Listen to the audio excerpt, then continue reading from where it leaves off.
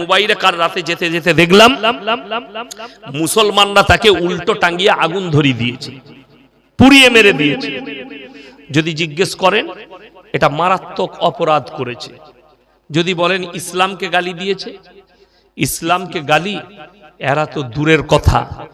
যারা বাংলাদেশের মুসলমান আছেন, আমার ভারতের মুমিন ভাই আছেন, দিনী ভাই যারা আমার বক্তব্য বাংলাদেশে শুনেন, দেশ বিদেশের, অনুরোধ করে বলছি কালকে আমার এই জলসাটা ছুটবে গোটা পৃথিবীতে, শুনে যান। তাহলে তোমরা নবীজি সাল্লাল্লাহু আলাইহি সাল্লামের বিজয়ের হাদিসগুলো পড়ে নাও। যেদিনে নবীজি মক্কা বিজয় করেছেন সেই দিনে সাহাবীরা তলোয়ার নিয়ে দাঁড়িয়ে গেছে। আজকে আমরা বদলা লব। আম্মার ইবনে ইয়াসিনের মায়ের দু পায়ে উট বেঁধে দুদিকে তাড়িয়ে দিয়েছে কাফেররা, আখ ফারার মতো ফারা গেছে।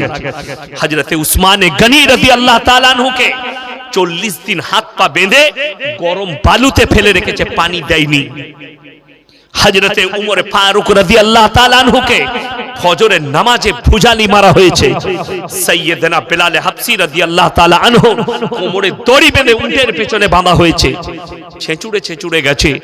নবীজি কোরআন পড়ছেন কাবা ঘরের ভেতরে, বেঈমানরা বাইরে তাবলীগ করছে। কি বলে জানেন? ওয়াকালাল্লাযীনা কাফারু লা তাসমাউ লিহাযাল কুরআন ওয়ালগাউ ফীহি লাআল্লাকুম তাগলিবুন। হে মানুষেরা শোনো, নবী যে কোরআন আবৃত্তি করে সে কোরআন তোমরা শ্রবণ করো না, হাততালি মারবে আর কানেতে আঙ্গুল দেবে। আপনার চোখ দিয়ে পানি আসবে। কেউ যদি হজ করতে না যেয়ে থাকেন, হজ করতে গেলে একবার মনে করে দেখুন, ওই তায়েফের ময়দান এখনো সাক্ষী দেবে তায়েফের পাথরগুলো, যে পাথর নবীজির রক্তে লাল হয়েছে।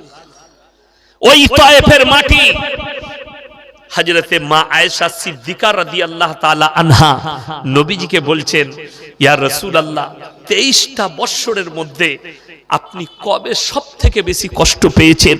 নবীজি চোখের পানি ফেলিয়ে বলছে তায়েফের ময়দানে।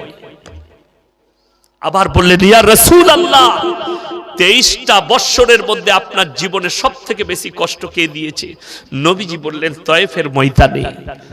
জিবরিল আমিন বললেন, ইয়া রাসূলুল্লাহ, আপনি যদি বলেন আমি একটা পর মারব, পৃথিবীটা 7 বার ধ্বংস হবে।